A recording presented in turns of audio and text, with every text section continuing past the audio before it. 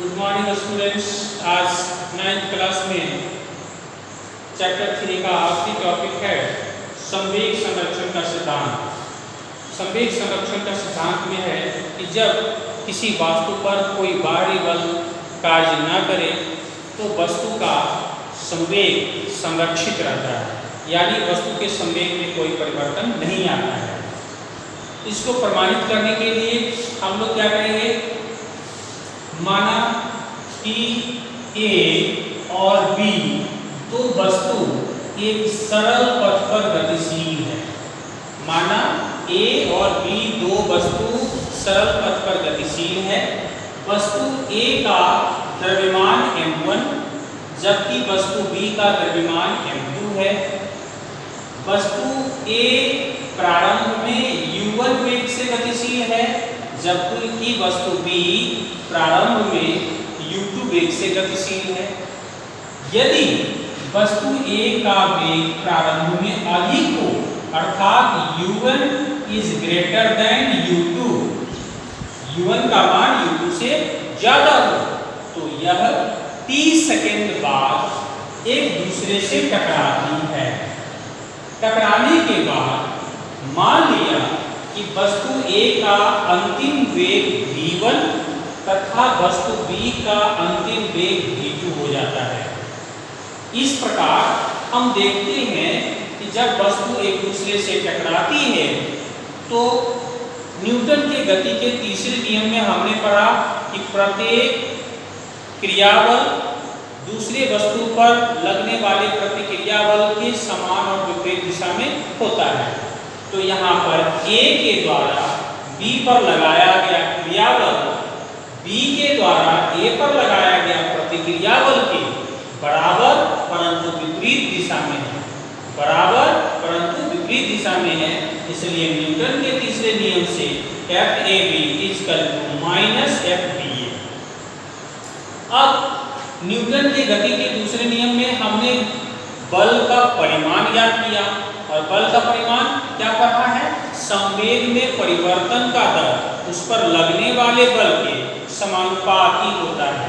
तो यहाँ से A के द्वारा B पर लगाया गया बल में A के द्वारा लगने वाले बल का कैलकुलेशन करते हैं। इसका अंतिम संवेग वस्तु A का अंतिम संवेग m1v1, क्योंकि संवेग बराबर होता है द्रव्यमान गुणे वेग, और उसका प्रारंभिक संवेग m1u1। तो परिवर्तन यानी m1v1 - m1u1 आपका दर यानी यह परिवर्तन 30 सेकंड में होता है, इसलिए बटा t से भाग दे दिए। उसी प्रकार से B के द्वारा A पर लगाया गया बल का परिमाण अंतिम संवेग m2v2 - m2u2 बटे t से ज्ञात होता है। और यहाँ ऋणात्मक चिन्ह इसके द्वारा विपरीत दिशा में बल लगाने के कारण नेगेटिव साइन लगा, दोनों तरफ t कैंसिल कर दिया। अब आता है m1v1 - m1u1 = m2 - m2v2 और माइनस से माइनस को मल्टीप्लाई किया तो प्लस m2u2।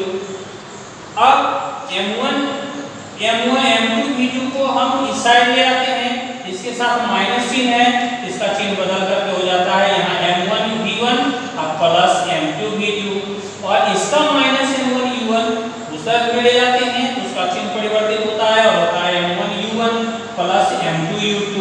यहाँ क्या देखते हैं कि पहले वस्तु और दूसरे वस्तु का कुल संवेग, पहले वस्तु का अंतिम संवेग है m1v1, दूसरे वस्तु का अंतिम संवेग m2v2, यानी दोनों ही वस्तुओं के कुल संवेगों का योग टक्कर के बाद और दोनों ही वस्तुओं के टक्कर के पहले का कुल संवेग बराबर होता है, यानी टक्कर के पहले का संवेग टक्कर के बाद के संवेग के बराबर है।